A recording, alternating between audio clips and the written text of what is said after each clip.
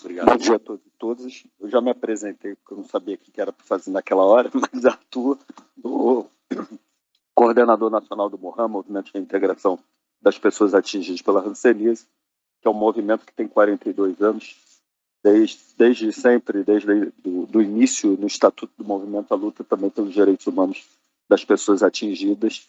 E a gente tem aí como uma história a Lei 11.520, assinada pelo presidente Lula na época, que foi a segunda lei de reparação a nível mundial das pessoas que passaram pela política higienista. E, é claro, a gente tem várias pautas para apresentar aí no campo de direitos humanos, dentre elas a questão dos filhos que foram tirados dos pais e que a gente está numa briga já há alguns anos com relação a isso. Obrigado. Bom dia a todos e todas. Na verdade, presidente, são 3 informes que possivelmente podem ter desdobramentos de pauta para uma próxima reunião. Um deles está relacionado com o Conselho Nacional de Saúde. Vai haver a Conferência Nacional de Saúde, a 17ª Conferência Nacional de Saúde.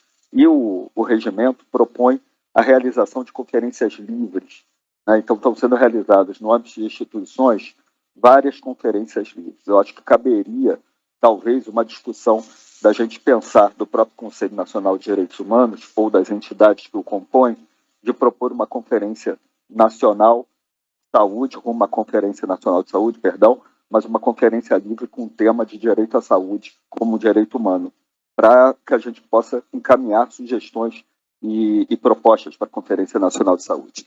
O segundo informe está relacionado com a questão do que a gente chama de filhos separados pela hanseníase, né, que é uma pauta especificamente de direitos humanos, de direito à memória, né, em que a gente teve várias situações comparadas à tortura que aconteceram nesse país. Mais de 40 mil pessoas foram retiradas de seus pais, filhos desaparecidos, banco genético. Então, tem uma série de questões envolvendo essa situação dos filhos separados.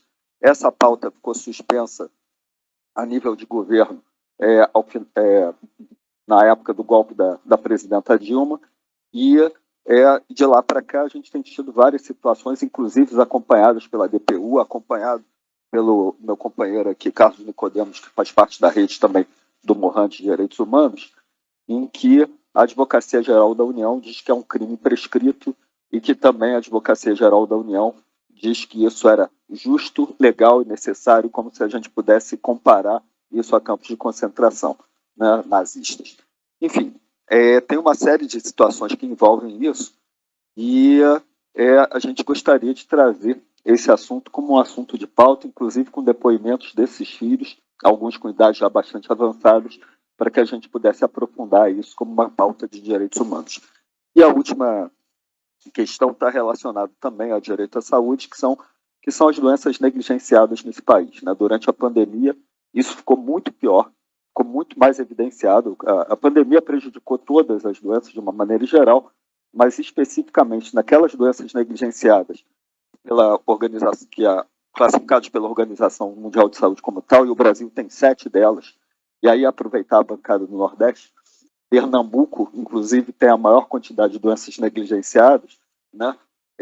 A gente precisava também aprofundar essa discussão como uma maneira de resgate de direitos a esse grupo, que é um grupo que, na verdade, não são doenças negligenciadas, são populações e grupos populacionais negligenciados que são afetados por essas doenças.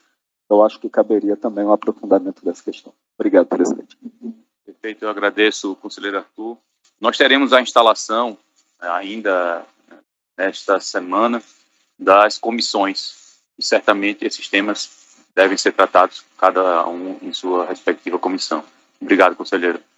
Arthur?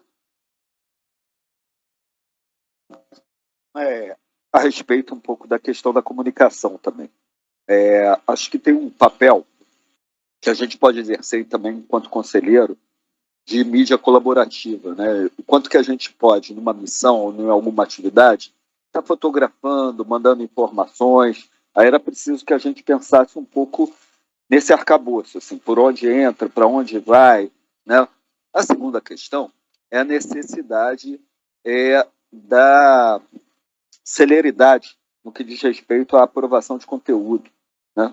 porque eu vi que tem ali um certo cuidado, tanto na aprovação do conteúdo, na utilização da logomarca, de passar pela mesa diretora, pela presidência, mas algumas notícias, isso precisa ser muito rápido, né? A gente precisa ter uma resposta muito rápida de comunicação.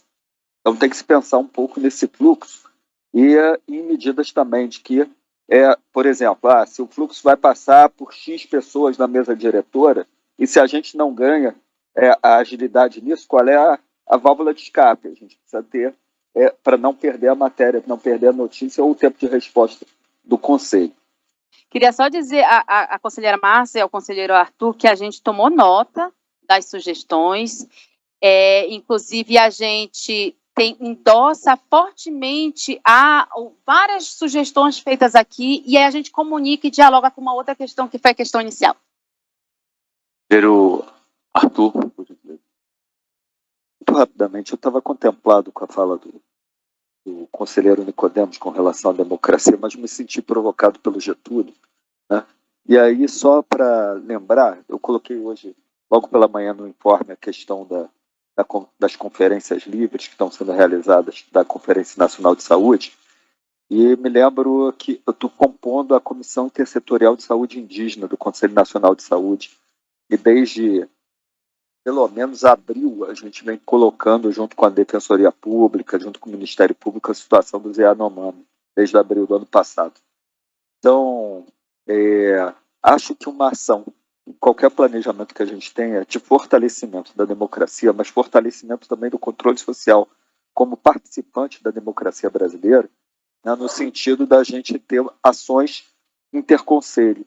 Então, acho importante o fortalecimento da relação interconselhos dentro da federação. Acho que era só isso, só pensar nesse planejamento da gente ter essa ação, né, pautada ali, seja o Conselho dos Direitos da Mulher, o Conselho da Criança e Adolescente, Conselho Nacional de Saúde, ou seja, toda essa interface que esse Conselho Nacional de Direitos Humanos tem com esses outros conselhos.